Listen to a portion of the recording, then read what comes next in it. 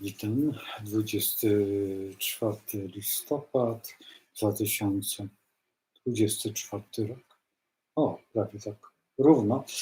No i dzisiejszy dzień. Cóż, oglądaliście kosmogram.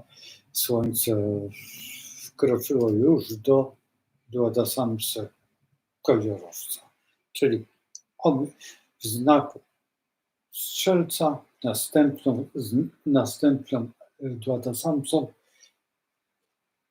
jest koziorożec. No to będzie teraz sankcjonowanie tego wszystkiego, co się działo i co było dosyć interesujące i ciekawe. Właściwie widzę 4 osoby już widzę, ale nie widzę tutaj zapisu, czy mnie słychać, czy nie słychać. No więc to też tak. Więc bardzo bym prosił, jeżeli można prosić, czy mnie widać i słychać, ale najważniejsze, że jestem i funkcjonuję. Udało mnie się dzisiaj być i sprawozdanie, trudno powiedzieć, czy sprawozdanie, bo właściwie wybranie się w podróż nie. Byłem po prostu na targach książki w mieście Łodzi, oczywiście na dworcu Łódź Fabryczna, gdzie chciałem cokolwiek znaleźć z astrologii. Oczywiście nic nie było, ale za to nawiązałem z taką oto tutaj antykwariatem i to na Pradze. Tak on to właśnie, dobrze, tak on to wygląda. O, tutaj zrobimy o tak. Pewnie go znacie i przejrzałem sobie książeczki tam. Słuchajcie, wyjątkowo niedrogie te książki. Tutaj tak.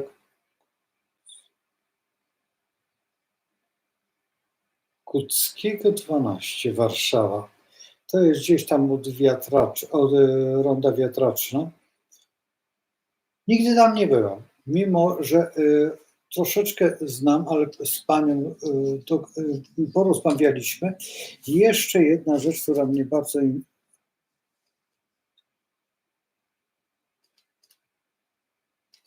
Dziękuję bardzo, Jarosławie. Tak, tutaj. O, Maria się pokazała, też widać. Dzięki wielkie. I słuchajcie, nawiązałem kontakt tutaj z tym antykwariatem i powiem wam, że przejrzałem te książki. Są bardzo stare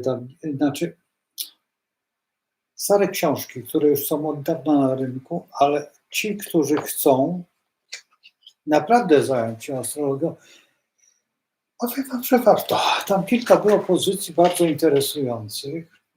Nie chcę mówić, które, bo to od was zależy, ale były te książki wyjątkowo tanie. Nawet tam zauważyłem książkę za chyba 7 zł. Co jest w pewnym momencie sukcesem, dlatego że słuchajcie, jest taka zasada, że czytacie wszystko, co wam do łap wpadnie. Nie chciałem powiedzieć rączek, ale nie, łap. I łapcie, co się da.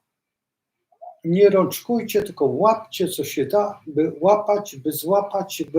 Dlaczego? Dlatego, że w tych książkach, nawet tych najgłupszych, takich najtańszych, co to właściwie już można by było powiedzieć, że kompletne dno, nieprawda.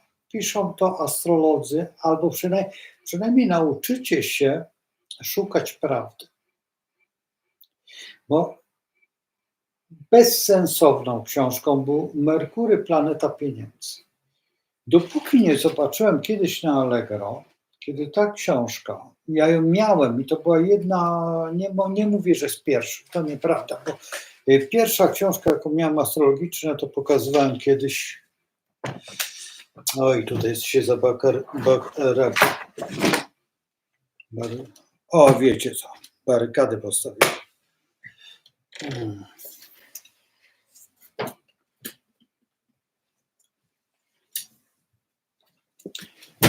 Pierwszy tom to było to.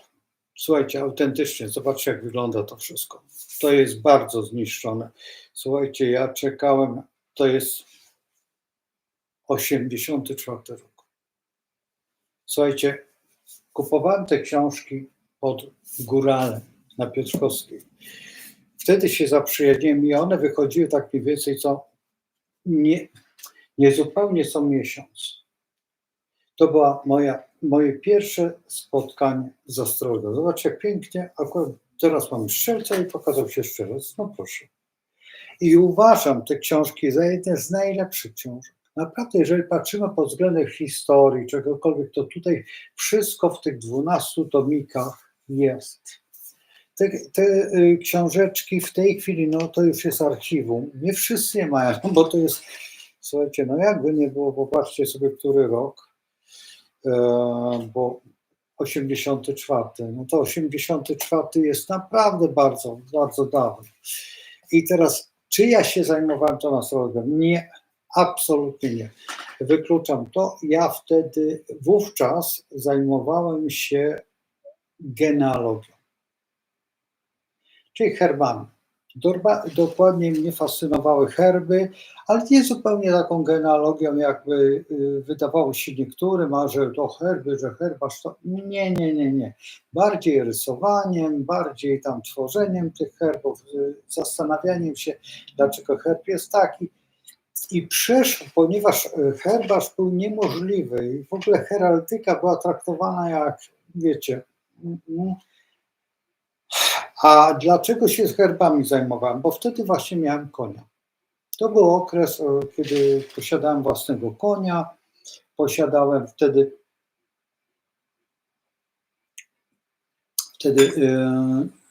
taką możliwość, takie nazwijmy to woltyżerki i te książki kupowałem, nie wiem dlaczego. Nawet powiem wam, że zupełnie ja jestem zaskoczony, że w tej chwili jak się zastanawiam, po co mnie to było. Bo w rzeczywistości pamiętam pierwszą, nie pamiętam, która była pierwsza książka. Czy to było od Barana, nie pamiętam, zupełnie nie pamiętam, ale wtedy się zaprzyjaźniłem z takim panem, który tam pracował. On dopiero rozpoczął tam pracę. Był po Koperniku, po Liceum Kopernika, to jedno z najlepszych w ogóle w Łodzi liceów. On był księgarzem. Z kolei ja miałem wujka, bardzo ważnego księgarza. Właściwie w tamtych czasach księgarz to był ktoś i wujek był bardzo znany wśród księgarzy. Zresztą nie chcę wymienić nazwiska, bo to nieistotne, ale tutaj akurat i on przez to, że ja miałem tego wujka, po prostu odkładał mi te książki. A ponieważ ja byłem raz w tygodniu w księgarni, bo to były takie czasy, że w księgarni było dużo ciekawych książek,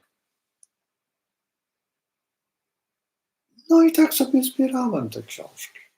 Te książeczki, no i właśnie tak się zebrało. I ja mam sentyment, tej księgarni już nie ma. Przykro mi, że pod Góralem nie ma tych książek. A to jest budynek, budynek należał do wujka pana Staro, pomiędzy dwoma placami. Przed jest plac Reymonta, później dalej Niepodległości, tak? Bo tutaj jest Wolności, a tutaj jest Niepodległości. I właśnie to jest taki już, przypuśćmy, tam jest wcześniej dom Gajera, który był taką jakby powiedzmy, że rogatką Łodzi. Bo no faktycznie, że tam troszeczkę dalej, bo no, łodzianie troszeczkę się irytują ci, ale no, kawałek jest tylko do Świętej Teresy, ulica Świętej Teresy, jeżeli jedziemy Pabianiską, to za ulicą Świętej Teresy już nie było Łódź, była tylko do torów. I łodzianie troszeczkę się denerwują, że to ja mieszkałem tam, od kiedy Ruda była w Łodzi. Ruda to jest dzielnica. Nigdy nie była Ruda, była, no tak, Chojny. Chojny też nigdy nie były łodzią. To była gmina Chojny. Niektórzy w ogóle nie przyjmują tego, no ale trudno, no, albo się jest łodzianinem, albo się nie jest łodzianinem. No więc jeżeli się mówimy, że mieszkaliśmy na Rudzie, czy na przykład gdzieś tam, przypuśćmy Redkinia, którą znacie, bo ci, którzy przyjeżdżają, to czasami jadą na Redkinie. Redkinia absolutnie nie była łodzią. Absolutnie nie była łodzią, to była wiocha i to taka Dąbrowa, zresztą ta słynna Dąbrowa, to też była wiocha za dawnych czasów moich. Chociaż część Dąbrowy była jakby już w ramach Łodzi, w ramach kolei, ale była to wioska. Ja jeszcze pamiętam, kiedy ja się przeprowadziłem na Dąbrowę, przed blokiem stała krowa. A gospodarz mieszkał w naszym bloku. Autentycznie. Co ta krowa robiła przed blokiem? No stała sobie. Czy dawała mleko? Na pewno dawała mleko, a gdzie była na noc? Stała. To było lato akurat, a potem na jesień ona gdzieś poszła tam, bo tam niedaleko były gospodarstwa, pewnie gdzieś tam trzymana w którymś tym gospodarstwie. Lepsze były numery, niektórzy trzymali w wannie prusiaki. Też były takie numery. Tak. I to było tak niedawno, nie? Że nie czuję się tak staro. Przypuśćmy, a jednak takie numery były. Może dzisiaj młodzież się śmieje i brzmi to jak Bareja, no, ale jak oglądacie ten film Barei, proszę nie traktujcie to jako komedię, tylko traktujcie to jako realizm, bo to jest lekko przejaskrawione, ale nie zupełnie. Nie zupełnie. Czy filmy z tamtych czasów, jakbyś... Ja muszę się dowiedzieć, czy ja będę mógł kroniki pokazywać, czy ja będę mógł w offsetce pokazywać, jak to wyglądają rozliczenia, jak wyglądają te wszystkie sprawy, żeby tutaj nie było żadnego cyrku, bo ja wiem, że to dzisiaj śmiesznie wygląda, ale dzisiaj są czasy, gdzie też się będziecie śmiać za 3 lata. A przeżyliście to. Te wszystkie wygłupy, które są, począwszy od tych, że ale pani, wie pani, ale pani bez maseczki jest, proszę, rzucanie ludzi na ziemię bez maseczki. Lada moment. To, co się dzieje dzisiaj, ci dziwni tacy, co mają wkroczyć do szkoły i uczyć dzieci.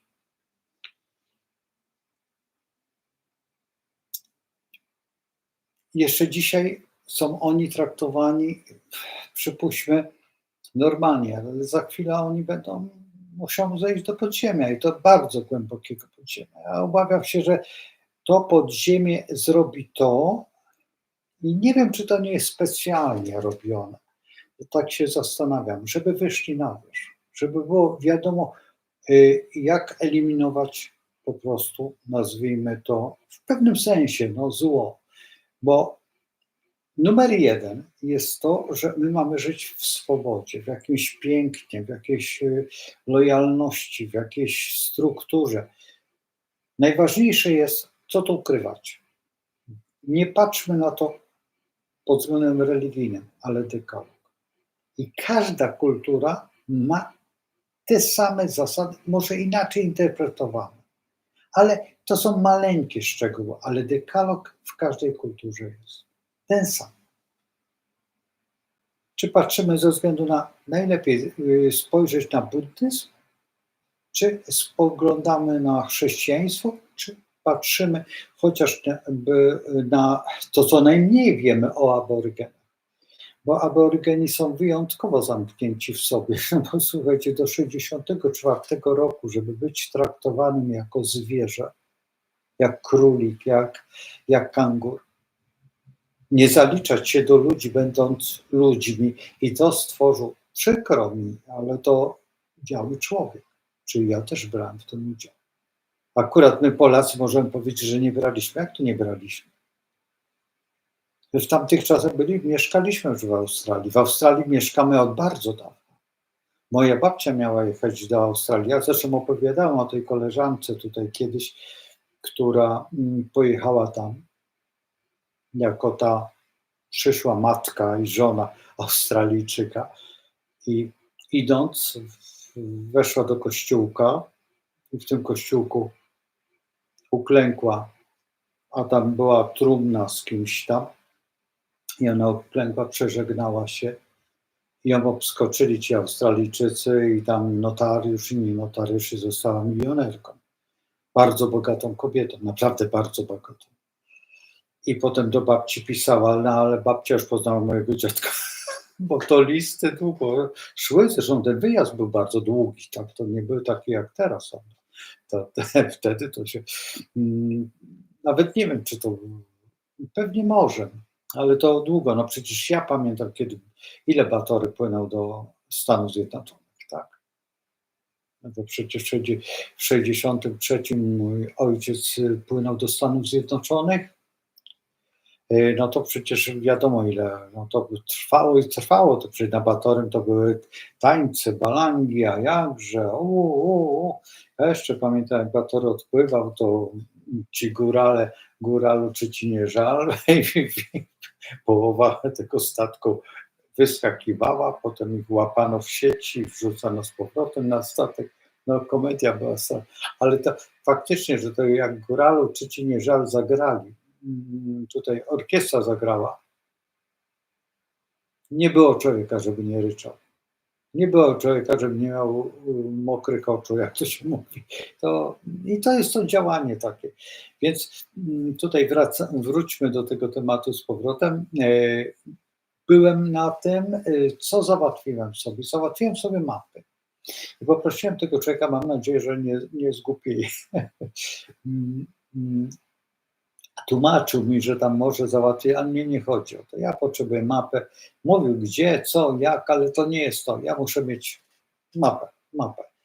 Jednego bieguna i drugiego bieguna. To jest pomysł Jarka Gronerka. Zresztą bardzo ciekawy pomysł. Bardzo mądry pomysł. Dlatego, że jak mamy biegun, to jeżeli podłożymy, popatrzcie, tutaj mamy kulę ziemską, ale gdybyśmy tu podłożyli ten biegun, tak, tu, to wtedy byśmy wiedzieli, gdzie są jakie państwa, w jakim znaku, ale to nie jest najbardziej istotne, bo to nic nam nie da, to nieprawda. Tylko nam da kąty, jakie są, czy są w trygonie, czy są w kwadraturze, czy są jak to wszystko gra. I wtedy bo to jest astrokartografia, oczywiście, że tak, ale w tym momencie to poruszanie się w tej przestrzeni daje nam, bo on ma, ale z XIX wieku, zresztą mnie by interesowała nawet tego XIX czy XVI, żeby to było, tylko z tym, że może być to taka jak ta mapa Pirejsa, tak, no zupełnie, ale by też się przydała. Ja zresztą mam te mapy oczywiście, ale nie jestem w tej chwili przygotowany, bo bym musiał to zeskanować, zrobić to na jakimś takim prawdziwym poziomie, ale jest to wszystko możliwe. Nie kamera, tylko komputer mi się wyciszył, tak to się nazywa. I jest to bardzo interesujące pod tym względem. I oprócz tego, ktoś tutaj coś napisze.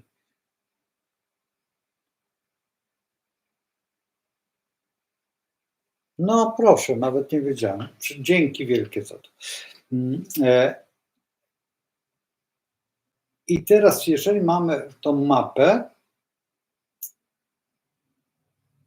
i możemy spojrzeć na tą astrokartografię, to wtedy nam jest łatwiej zobaczyć, jaki jest stosunek jednego państwa do drugiego. Jeżeli tutaj mamy barana, to cofając się mamy ryby. Idąc do przodu mamy byka. Ani jedno, ani drugie nie jest dobre dla barana. Dla barana ryby są niebezpieczne, bo jest to ta przeszłość, ta rybia przeszłość. To jest to, czego baran się lęka. To, co byk, dla barana jest niebezpieczne, bo byk jest posiadanie. Baran nie chce posiadać, baran chce zdobywać. I ta zasada tej, przypuśćmy, założeniu trójcy, jest świętą zasadą. Kiedy przesuniemy i będziemy mieć byka, to byk boi się barana, ponieważ baran cały czas chce zdobywać, on chce stabilizacji, ale dla niego bykiem są bliźnięta, czyli informacja. I byk się bardzo boi o informację, żeby mu nie przyszło, że ma zapłacić podatek, że ma zapłacić taki coś. A z drugiej strony, żeby ten baran nie zaatakował jego. Rozumiecie, o co chodzi? I w tym momencie zaczyna być piłeczka. I zawsze te znaki boją się tych znaków, tych ryb i tego byka, jeżeli jest się w środku. Za każdym razem to są tak zwane lęki i tutaj jest właśnie to ustawienie. Więc jeżeli patrzymy tak, my boimy się Rosji i boimy się w tej chwili Białorusi. Rosji też się boimy i boimy się Niemiec. Boimy się Czechów, no i kiedyś nas złupili, o dziwo, Szwedzi. I jeżeli no nie możemy mówić źle o Słowakach, ale Słowacy też weszli do nas w mundurkach Wehrmachtu i nie tylko Wehrmachtu. Także tutaj też mamy pewne, my nie mamy do nich pretensji, ponieważ oni przeżyli tą sowiecką, to jarzmo sowieckie, więc oni po prostu jakoś tak nie piszczą, ale w gruncie rzeczy Słowacy też narozrabiali, co tu ukrywać. I Słowacy też nie byli święci. Zresztą powinniśmy właśnie tutaj też zrobić sobie taką mapę, gdzie byli faszyści, a gdzie albo hitlerowcy. Albo jeszcze inaczej, to powinniśmy zrobić taką mapę.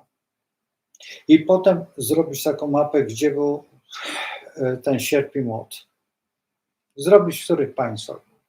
I zobaczycie wtedy, że niewielka różnica jest pomiędzy właściwie tymi różnicami. Teraz, jeżeli patrzymy, to Polska jest cały czas w środku jakby tych zainteresowań.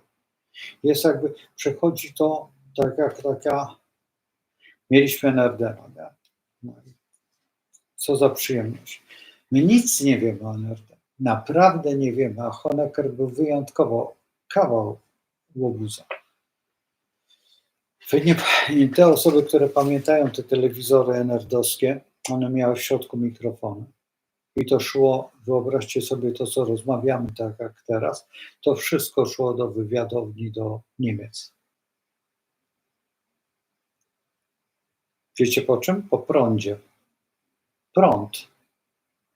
To był tak jak internet. Zresztą była kiedyś taki pomysł, żeby zrobić internet, żeby nie było internetu, tylko przez gniazdka prądowe, bo bardzo długo Niemcy na terenie NRD nie mieli, tak jak my mamy teraz internet osobno, jakiś tam coś, router czy coś. Nie, on tam gniazdko wtykał i automatycznie miał połączenie. Zresztą tak były telefoniczne i to było cwane podejście, bo były te aparaty tak skonstruowane, te radia czy telewizory, że one automatycznie podsłuchiwały. Jak oni chcieli, to proszę. Jedyny sposób to był taki ciekawy sposób, że kobiety wtedy chodziły w kapeluszach, miały takie długie szpilki, takie śpiórka, jakieś ozdoby, to się wyjmowało takiej damie i w głośnik. My jak byliśmy kilka razy właśnie na terenie takich hoteli, to żeśmy zawsze następnego dnia rano, przepraszam, ale musimy posprzątać i to tamto. No i patrzymy, nowy No to znowu się brało szpileczkę i znowu czasem tego dnia przynosili, spokojnie, nic nie mówiąc, bardzo mile pani sprzątała i przychodził pan majster elektronik od podsłuchiwania.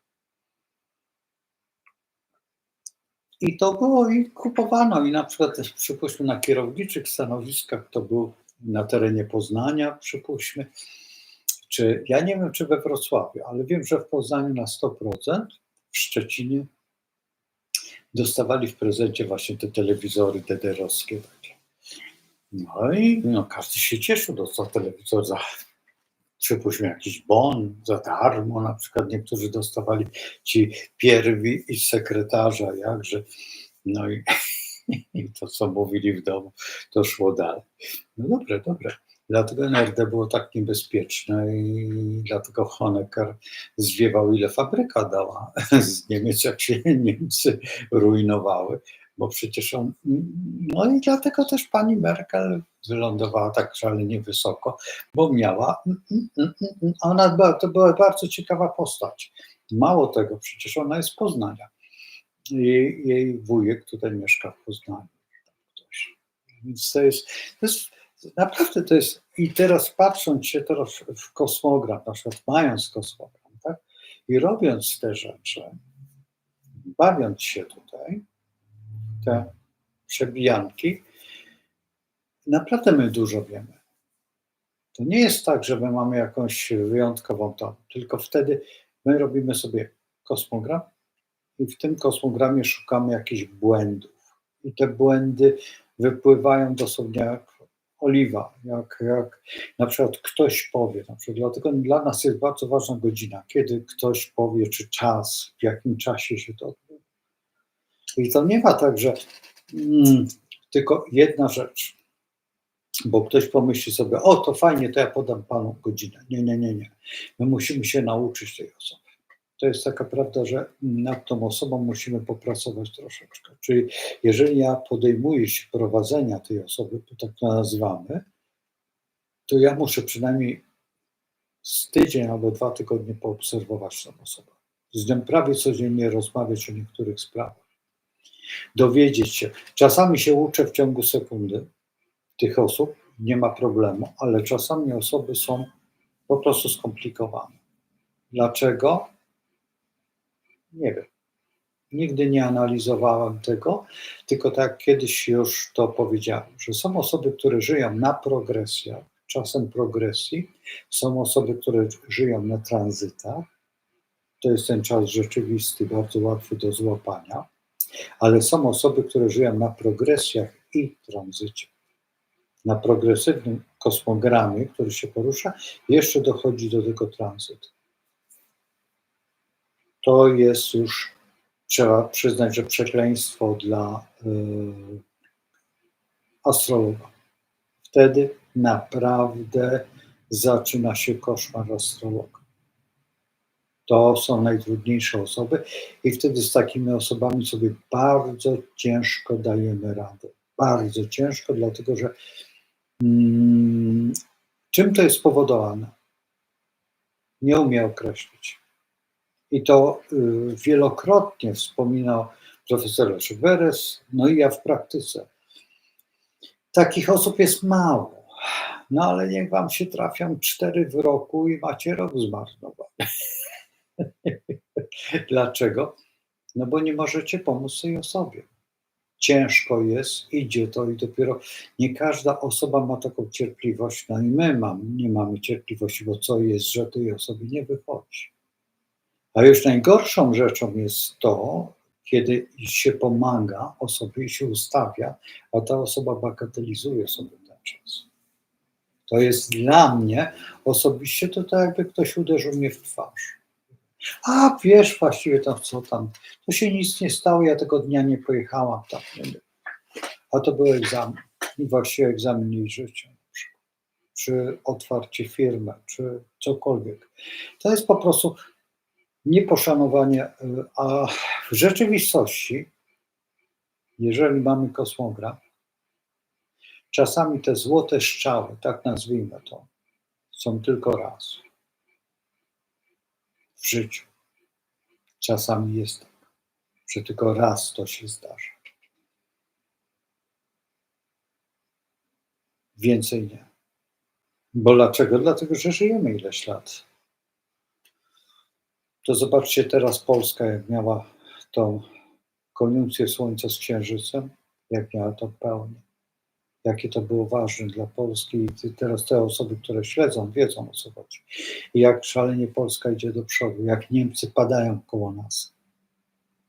Padają. Widać, że zaczynają gnić. Jak oni sobie sami zrobili kuku. My nie. Cały czas. I ta opatrzność czuwa. Można by powiedzieć cud boski.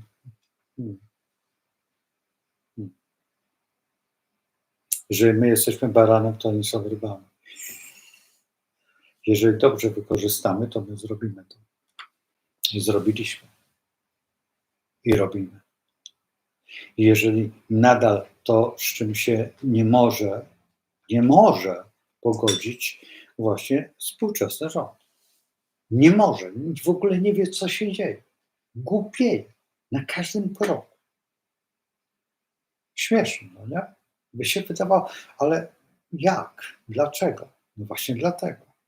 I te uzależnienia, że tu jest baran, tu są ryby, a tu jest byk. I progresywnie my się przesuwamy, oni też, ale w pewnym momencie trzeba uznać, kto jest ważniejszy, kto w jakim momencie, jak to jest ustalone w przestrzeni świata. I dlatego tutaj spojrzenie w ten układ jest szalenie istotne, dlatego że my wtedy uczymy się pokonywać pewne bariery i po prostu być bohaterami. A bohaterstwo to nie jest jakaś wielka sztuka. To jest po prostu umiejętność tylko zdrowego rozsądku, a zdrowy rozsądek to jest to, co robimy. Z dnia na dzień. To nie jest tak, że ja akurat jestem taki, czy jestem taki, czy jestem tak, czy tak, czy tak. Nie. Logika astrologii jest taka i nie może być inaczej. Po baranie jest byk, po byku są bliźnięta i nie ma innej formy. Oczywiście w niektórych sytuacjach można z barana przeskoczyć do wagi. Oczywiście, że tak. Z byka możemy przeskoczyć do skorpiona. Oczywiście, że tak. Możemy z barana pójść do lwa i do strzelca. Ale to są angaże. Teraz z barana możemy przejść do bliźniąt. Po sekstylu oczywiście, że tak. Możemy ominąć. Ale to trzeba bardzo umiejętnie robić. To wszystko to jest umiejętności już nie dla byle kogo. To już jest dla ludzi, którzy są na jakimś poziomie. To nie jest tak, że leżąc samemu się przejdzie. Nie, leżąc przewałkuje z barana do byka i byk przewałkuje mu całe życie. Przeformuje mu całkowicie. Jak on potem dojdzie do bliźnia, to już będzie zupełnie innym człowiekiem, będzie zupełnie inaczej myślał w tym łóżku. Jak wejdzie w bliźnięta, to już zacznie tak wrzeszczeć, że to się w głowie, że nie chce już mu się żyć. Baran trwa 30 lat, byk trwa 30, 60 akurat przechodzi do bliźniąt i potem wrzeszczy, że mu się życie nie uda. Że w ogóle co on tu robi, to mało macie takich krzykaczy? Wszyscy roszczeniowi. Wszyscy roszczeniowi. Teraz mamy tych roszczeniowców, przecież ileś tam tysięcy przyjechało. Im się wszystko należy, bo oni mają tam gdzieś coś. Wpadli dobrobyt i od razu wrzeszczą. Bardzo szybciutko. I wrzeszczą i wszystko im się należy. Mieszkania, to, tamto, bo 10, wszystko. A my im dajemy. Bo chcemy mieć święty spokój. Jaki? Czyli świętym spokojem dla byka to jest rak. Mieszkanie, praca, dom, cisza. A oni co? Jeszcze chcą więcej, bo panna? Daj, nie odmawiaj, daj. Na paznokietki, na biuściki, na śliczne lica, na zakłady pracy, a jakże Ursus. Chcecie więcej? Czysta astrologia. Podoba wam się? Zabawa w tolerancję i w umiejętność myślenia. Fantazja. Ktoś by powiedział, zaraz, panie, co, o czym pan mówi? No nic, możecie przejrzeć jeszcze raz ten film. Nikt wam nie zabroni. Jak tylko skończę, możecie jeszcze raz. Na kartce sobie rozpisać, jak to jest możliwe. Skacze pan z tematu na temat. Nie skacze z tematu na temat, tylko mówi astrologicznie, że dlatego astrologia jest tak niebezpieczna. Na przykład ci, co mówią wprost, dostają bana. Tu bana, jeżeli mnie ktoś podkabluje. Ale z czym nie podkabluje? Ze słowami, jak to średnio inteligentny jakiś urzędas, tak cię będzie zastanawiał, o czym on mówi. Dosyć bardziej kumaty. Wiecie, co zrobi? Sprawdzić, czy go nie wyrzucą z pracy. I się obudzi. Więc to jest na tej zasadzie. Człowiekiem, który w Polsce zajmował się, znaczy korzystał cały czas z astrologii, cały czas był Cyrankiewicz. Człowiek najdłużej pracujący w całym PRL-u do końca. Już jak go nawet zlikwidowano, tą Polskę Ludową, to on nadal funkcjonował. Zobaczcie gdzie. Cały czas funkcjonował. A kogo miał? Najwspanialszego astrologa, jakim był Walter. Profesor Walter. Ci, którzy są starej daty, to jeszcze pamiętają, jak w Nieznanym Świecie były takie opowieści Waltera. Zresztą Walter jest nauczycielem profesora Leszka Weresa, profesora Prokopiuka. Tak, tego Prokopiuka. Nie wiem, zaraz zobaczę, czy mam tą książkę. To jest bardzo ciekawe. No i nie tylko, jeszcze kilku astrologów. Zobaczę, czy gdzieś tutaj jest. Jest.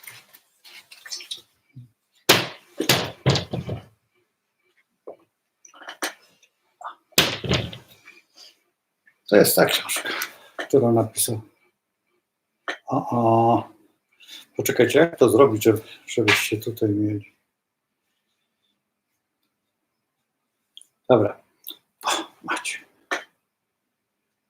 Widzicie? Jerzy Prokopiuk.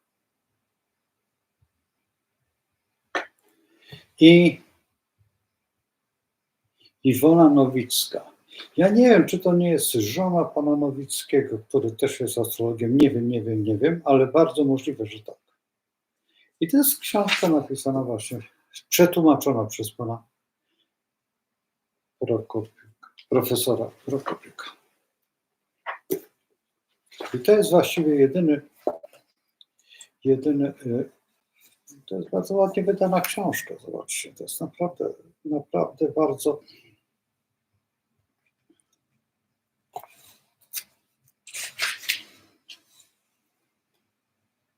To jest chyba retrogradacja, że się nie mylę.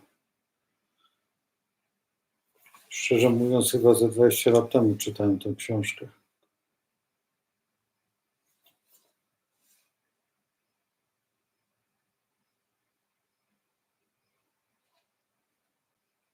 Nie, to jest o Księżycu akurat. Ale bardzo interesujące. To jest bardzo interesująca figura.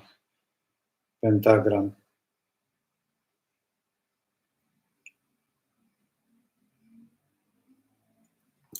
Bardzo ważna figura w astrologii i w ogóle w historii całej, no zresztą gnostyce. Gnoza opiera się o pentagram i większość tych historii związanych z tymi dziwnymi takimi przemianami, chociażby masonerią, to jest wszystko oparte o pentagram. I właśnie ten pentagram, który jest tutaj pokazany, jest to akurat Merkurego pentagram, ale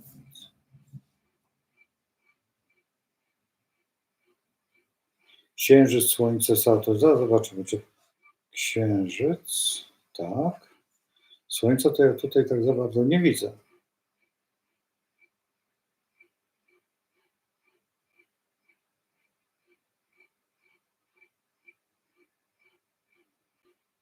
Aha, jako Jowisz, no tak. No, ale przypatrzcie się. Potem ci, którzy będą chcieli, niech sobie albo kupią tą książkę. No, radzę mieć tą.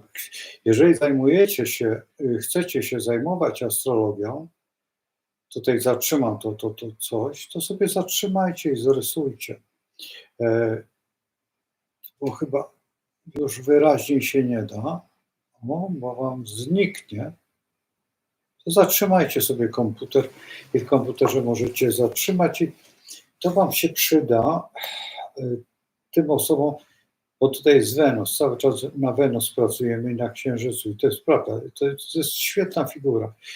Dlaczego? Dlatego, że ona ułatwia też w pewnym działaniu, w pentagramie mamy, to jest po pierwsze ochronny, dlatego co tu ukrywać, Wenus zajmuje się finansami, a Księżyc ukrywaniem pieniędzy. I to należy, no akurat to takich dziwnych planet jak Wenus. No dobra, ale schodzimy z tematu. Interesujące. I teraz radzę na przykład tym osobom, jeżeli chcą zajmować się astrologią, to są przypuszczone tak zwane, no nie można mówić, bo to akurat te książki można, tą książkę można naprawdę za marne pieniążki zdobyć. A warto, bo jeżeli ona ma makulaturę, no to jest głupota, bo to wam da w pewnym sensie jakieś inne spojrzenie na astrologię i da takie spojrzenie prawidłowe, gdzie profesor Walter uczył się, no i profesor Leszek Beres. I jeszcze, ja zawsze zapominam kto, ale to nie jest problem dowiedzieć się, bo to jest jeszcze jakaś, jeszcze kobieta, która była szefową stowarzyszenia któregoś w Polsce, astrologów. Nie wiem, czy tego, co nie jest pan Piotrowski w tej chwili, bo wiecie, to jest wszystko na siłę robione. I tutaj, no dobra, jak się bierze taki człowiek no próbuje, no dobrze, że próbuje. Historia astrologii jest bardzo ważna, ale tych osób jest dosyć sporo i teraz ostatnio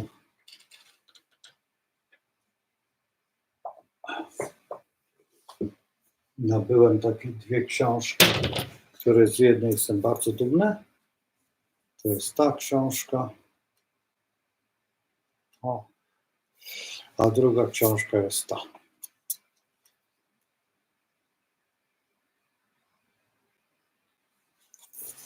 I to są obie książki akademickie. To wydało Muzeum Krakowskie, Narodowe Muzeum Krakowskie, a tą wydał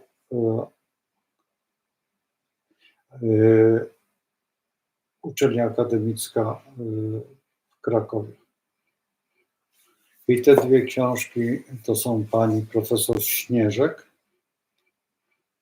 pani profesor Śnieżyńska, Stolot. Zaraz, gdzie wam to pokazać?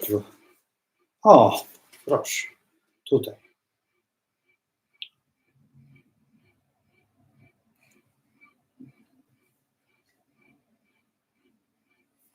Ja się zastanawiam, czy gdzie tutaj jest. O, też macie. To bym. Aj, źle. O tak.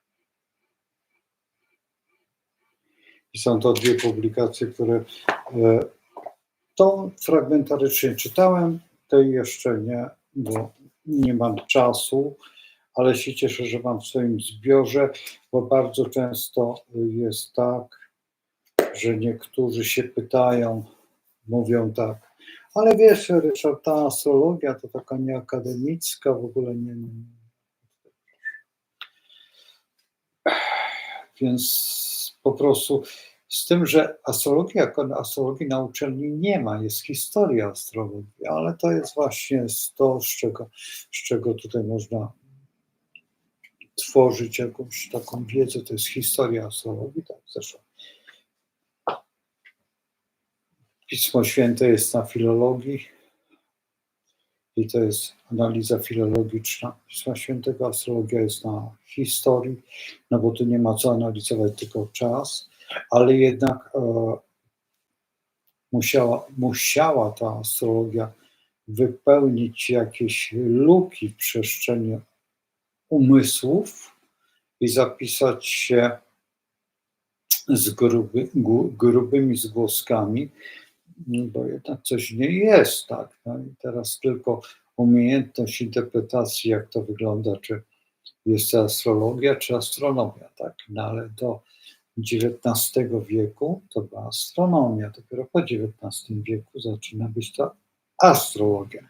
I tak Kopernik, czy na przykład Newton z tego czerpał finanse i z tego żył, bo inaczej to on by w ogóle niczego nie odkrył. Żeby nie znał astrologii, to wtedy stawiał kosmogramy i z tego funkcjonował, no po prostu.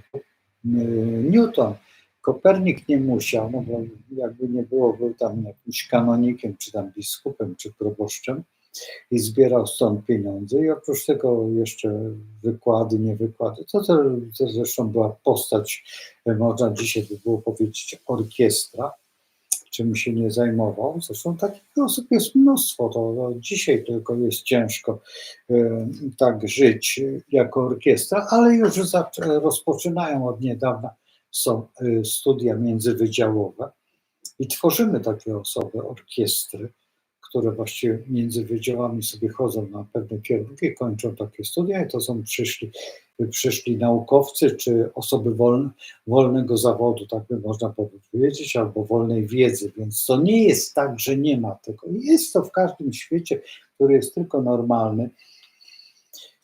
To nie jest tak, że można sobie uczelnię, co prawda to jest dziwne, że uczelnia nie jest autonomią, to też jest świństwo, bo pamiętacie, nawet komuniści, kiedy były strajki ogromne, nie wolno było wejść na uczelnię.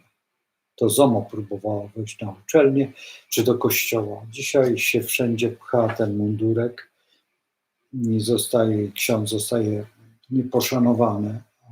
To jest naprawdę, no zobaczcie, co zrobiono z ojcem Popiełuszką, tak, z księdzem Popiełuszką. Ja mówię ojciec, bo dla mnie każdy kanonik jest ojcem. No, tak, no po prostu tak przyjmuję. Bo ktoś powie, ale jaki to ojciec? Tak słyszę od tych pseudo uczonych osób. Po prostu takie zwyczajnie. Boże, co za problem. Tak jak lekarz mówi się panie doktorze, a on jest lekarzem. Trudno, żeby nie powiedzieć panie doktorze, tylko panie lekarzu, bo takiego słowa w ogóle lekarzu nie ma, tylko panie doktorze jestem. Albo zwracamy się, ale to jest jednak prestiż wymaga, no to do fryzjera nie będziemy mówić panie fryzjer, tylko pani Golibroda. No ale Golibroda dzisiaj jest, taka nazwa po angielsku jest, nawet nie wiem jak on tam, taki jakoś barber, czy jakoś to się nazywa.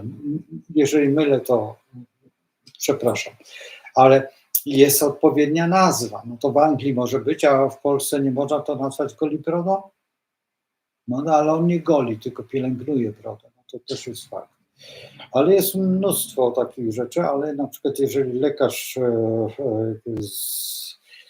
namawia mnie do jakiejś, przypuśćmy, dziwnej rzeczy, która jest ta tak zwana szczepionka, no to dla mnie to jest konował.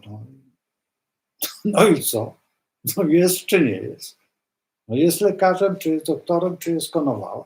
No dla mnie jest konował.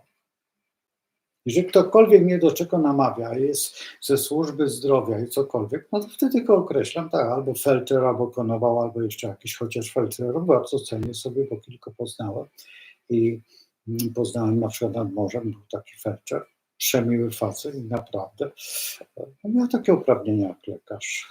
Zresztą w wojsku byli bardzo często felczerzy.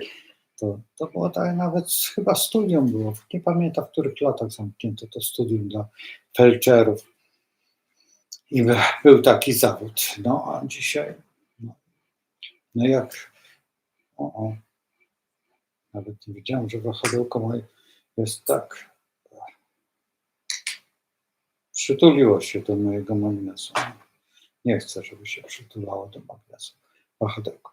Także tak to wygląda. Także to jest po prostu umiejętność rozmyślania, umiejętność transformacji jakby działań.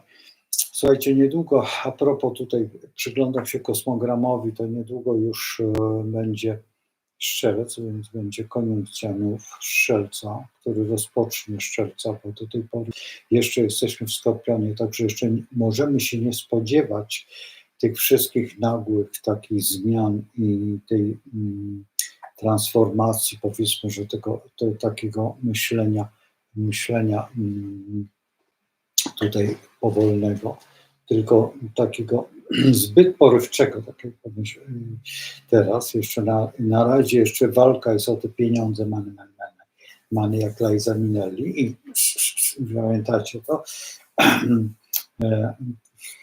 Jak ona tam, nie wiem w co ten rubel wpadł, bo taki był dzwoneczkowe uderzenie. To troszeczkę ta scena, ten fragment sceny mnie się nie podoba. To powinno zabrzmieć jak dzwon Zygmunta. A tam taki mikry jakiś taki. No ale on też tak wygląda troszeczkę pajacowato. Nie wiadomo, czy pierwszy, czy ostatni w tej trójcy, bo to zawsze taka jest trójca święta. Zawsze 3, właśnie ryby, baran, byk. Zapamiętajcie, to jest świetne, bo wtedy rozgrywacie sobie, musicie zobaczyć, gdzie jest ta zła strona, ta stracona strona, ta niższa strona, ta prawidłowa strona, czyli to, co chcemy zbudować i co z tego mamy.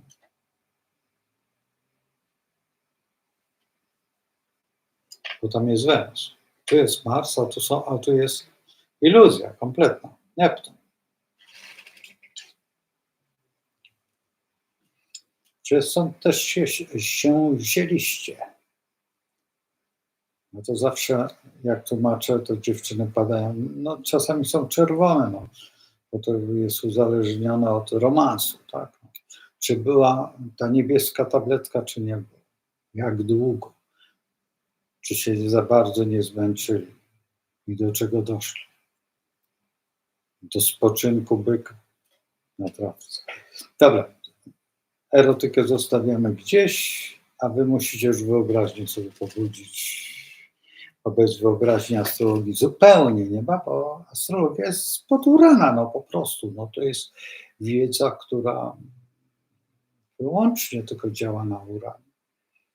A Uran to jest ta przyszłość nasza, ta epoka Urana, a jakże? Tylko trzeba w nią wejść, nie z takimi kapciami jak ci, co chcą z tym zielonym ładem. No to jest, oni co porąbani. Ziemia się pali. I on, o czym my rozmawiamy? Musi ziemia palić. On historii w ogóle, chyba na geografii nigdy nie był. Ja bym go wysłał na pustynię i tak go tam przez 2 tygodnie przetrzymał bez wody, bez niczego, bym zobaczył, jak się ziemia pali. A potem na Antarktydę. Tam już mam wody,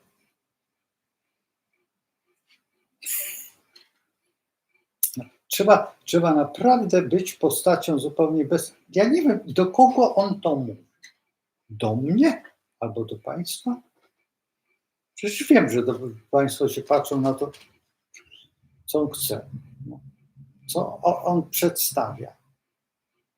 No ale jaka mamusia, taki synuś. No. Mamusia kombinowała, bo tatuś to chyba w ogóle nie wiedział o niczym. No, jakby wiedział, to...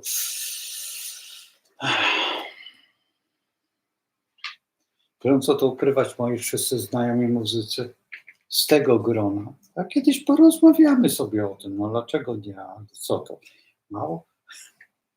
Moim, powiedzmy, że tam znajomy z dzieciństwa muzyków, który musiał zostać w Szwecji. Potem drugi kolega, który wyjechał do Hamburga i już nie wrócił, pojechał do Stanów Zjednoczonych. Na pewno nie znacie, ale będziecie wiedzieć, no. Co robi właśnie takie osoby, które się wtrącają, co robią, co donosy robią, co robią takie osoby. Szkoda, że te osoby nie zrobiły jakichś pamiętników i nie walnęły przez kogo. A były w jazzie i są jazzmenami. Przynajmniej tak są traktowane ich utwory, ich działania. Jak można było, kto z kim przestawał, taki był. Jak to było wtedy.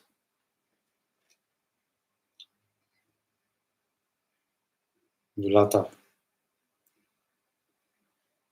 50 parę, potem 60, 63, 64, 62. Najwięcej osób wyjechało, bo wtedy była ta nagonka. I pod tym płaszczykiem wyjechało bardzo dużo moich przyjaciół, właściwie najbardziej. Wtedy opustoszały uczelnie, opustoszały, przecież znikły całe Pułapy. Pułapy kompletnie znikły. Wtedy nawet to, co ja pamiętam, to nie wiem, czy w Puławach został jakikolwiek profesor. Wszyscy wyjechali. I w niektórych uczelni, z niektórych układów wyjechali.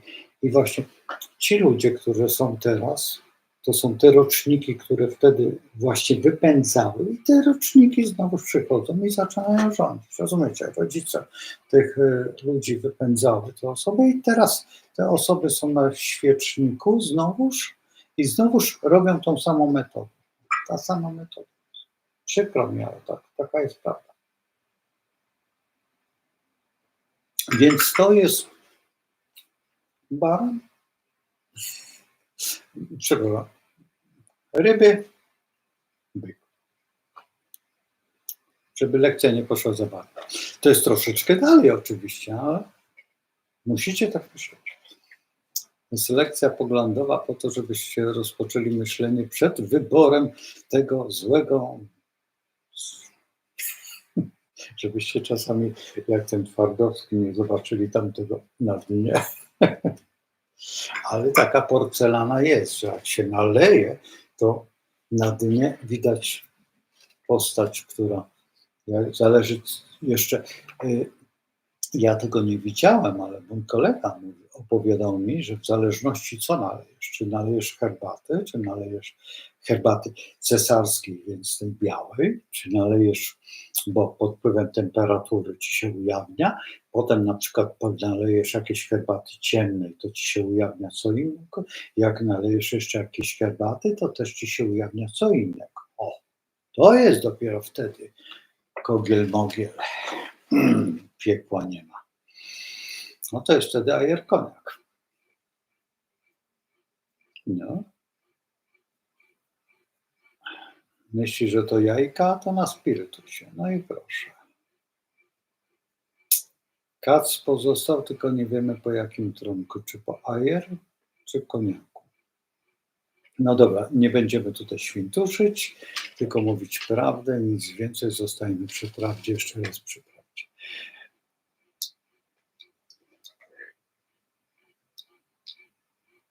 Tutaj nic nie będę, nie wiem za co tutaj osoba dziękuję, no ale dobrze.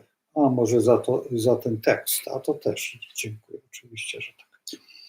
Także słuchajcie, ja będę uciekał już, bo jeszcze jest godzina 22, a po prostu ja się do jutrzejszej tutaj dyskusji muszę przygotować, bo jutro będzie troszeczkę inaczej.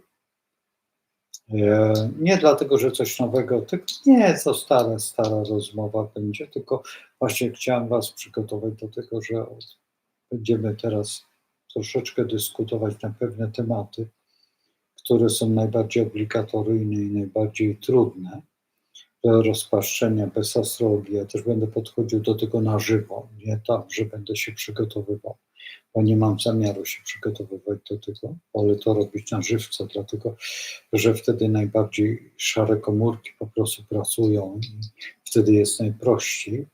A to, co przychodzi do jakiejś myśli, a im wcześniej się to zrobi, a potem spenetruje później, to wtedy będzie dużo łatwiej i o to chodzi, o tę penetrację przyszłości. No mniej więcej mogę, zaznaczę Wam, tak jak było, przypuśćmy, kiedyś, to 2 lata temu, i tutaj są osoby, które to śledzą, czyli to, co zrobiliśmy z panem Bosakiem z Konfederacji, a nikim więcej. A przecież było tam omawiane więcej osób i tutaj będziemy omawiać tylko po jednej osobie. Pomału będziemy szli te, które pretendują, a już zaczyna być to dosyć wyraźne, no więc już zobaczymy, jak to wygląda. Także zrobimy poboczne osoby, te, które nam się wydaje, które mogą być pokrywkami, przykrywkami. Będziemy pomału po jednej osobie robić, dlatego że codziennie, żeby potem dojść do jakiegoś takiego rozgrywki w trakcie, bo wtedy będziemy mogli sobie już porównywać, bo najpierw robimy po jednej osobie, tak, potem możemy robić, przypuśćmy, że dojdzie do jakiegoś, że będą tylko 3 osoby, na przykład założone, tak, 3 osoby, to będziemy mogli sobie porównać każdą z każdym, tak, czy zrobić sobie tą parę i tą parę, czy na przykład tą parę, tak, no i zrobić sobie tam te wszystkie na zmianę, ta para, wiecie, każde kombinacje, góra, dół, góra i jeszcze jakieś inne. No i z tego wszystkiego wyłonimy jakąś jedną osobę i zobaczymy w trakcie rozwoju, bo jednak nie możemy brać pod uwagę, bo możemy tylko brać pod uwagę to astrologicznie, jak jest, a zrobimy sobie jak będzie, tak?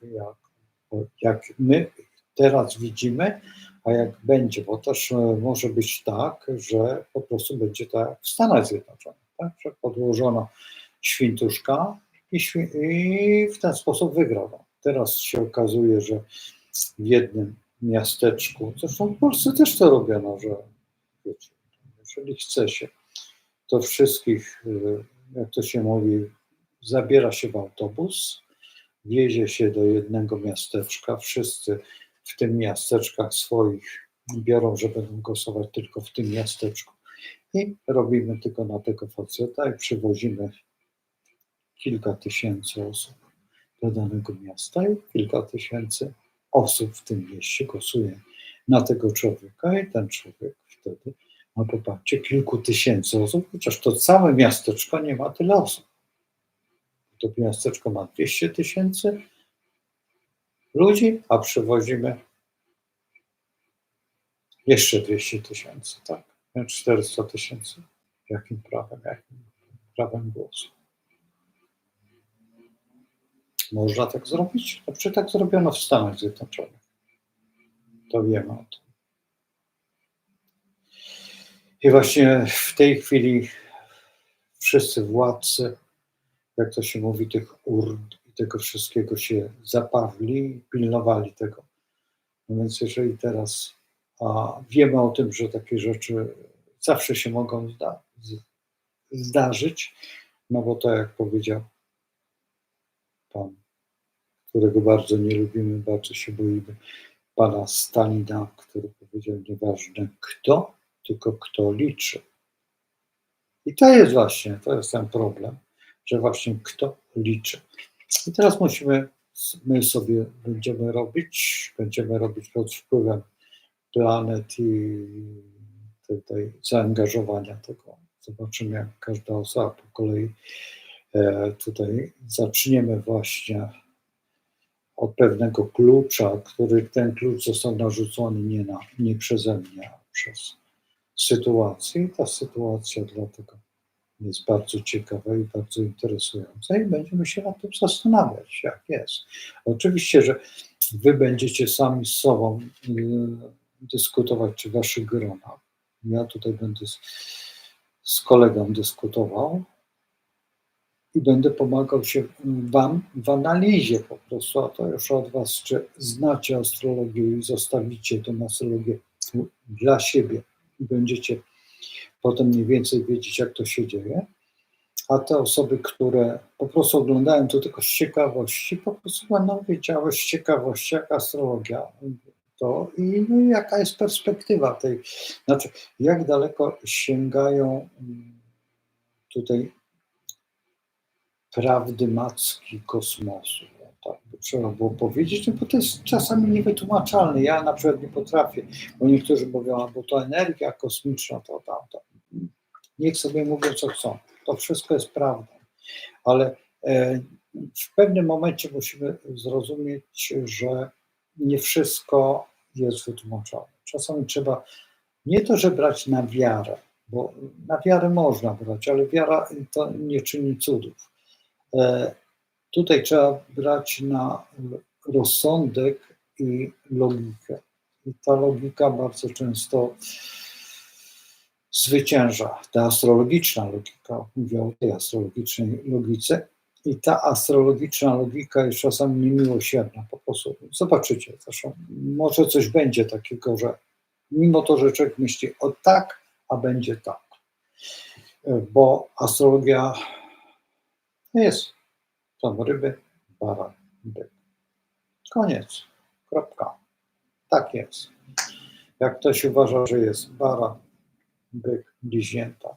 Koniec. Kropka. Tak jest. Jeżeli wybieramy te 3 znaki, po kolei musi tak być. I tak jest aż do ryb. Tak jest od barana do ryb. I tak jest. No i tak musi być. I po prostu tutaj nie ma zmiłuj się. Zostawiam was. Słuchajcie, dzięki wam wszystkim. Bardzo się cieszę, że jesteście. Spotykamy się jutro. Oczywiście dobranoc z Bogiem i trzymajcie się do jutra. Dobranoc.